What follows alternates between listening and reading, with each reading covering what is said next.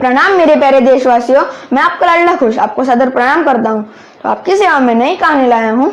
कहानी का नाम है नीला आसमान। कहानी उस समय की है जिस समय बच्चे आश्रम में जाकर पढ़ाई किया करते थे।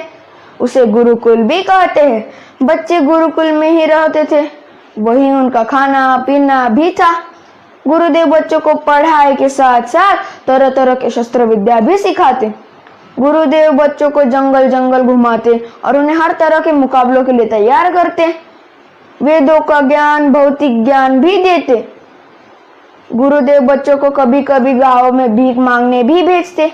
राजा हो या रंक, भीख मांगने से विद्यार्थियों को गरीबी का एहसास हो और उन्हें जीवन में कैसे बर्ताव करना है इसका भी ज्ञान मिलता था।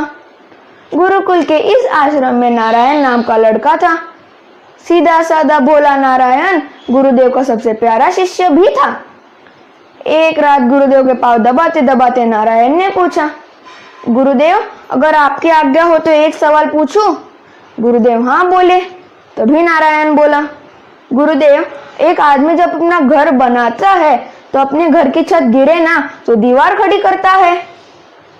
गुरुदेव आप हमेशा कहते हो ना धरती हमारे घर जैसी है और नीला आकाश हमारा छत। पर गुरुदेव हम यहाँ से वहाँ काफी घूम लिए, पर मुझे आज तक कोई खंबा या दीवार नहीं दिखाई दी जो इस नीले छत को सहारा दे रहा हो। गुरुदेव बोले, नारायण कल नजदीक के गांव में से तुम भिक्षा मांग कर ले आना और मुझे पता तुम भिक्षा कैसे मांगते हो। गुरुदेव मैं अपने दोनों हाथ जोड़कर माँ भिक्षाम देगी करके भीख मांगता हूँ। गुरुदेव बोले, नारायण कल भिक्षा मांगना, पर ऐसे नहीं, अपने दोनों हाथ कमर पर रखकर ताव में खड़े होकर उस घर वालों को गंदी से गंदी गाली देकर भीख मांगना। यह मेरा आदेश है। और अब तो तुम सो जाओ, तुम्हें गालियां आती नहीं होगी, रात भर में बाकी बच्चों से सीख लेना। दूसरे दिन प्रातःकाल नहा धोकर गुरुदेव को प्रणाम करके नारायण गांव में भीख मांगने निकला। वो पहले घर पहुंचा, फिर उसने दोनों हाथ कमर पर रख लिए और उसने ताव में गालियां शुरू कर दी। तेरी तो बीप बीप और बीप। दोस्तों गालियां देना बुरी बात है, इसलिए मैं बीप बीप और बीप का इस्तेमाल कर रहा हूँ। तो जैसे ही गालियां शुरू हो गई घर वाले बाहर आए। उन्होंने नारायण की मस्त धुलाई की।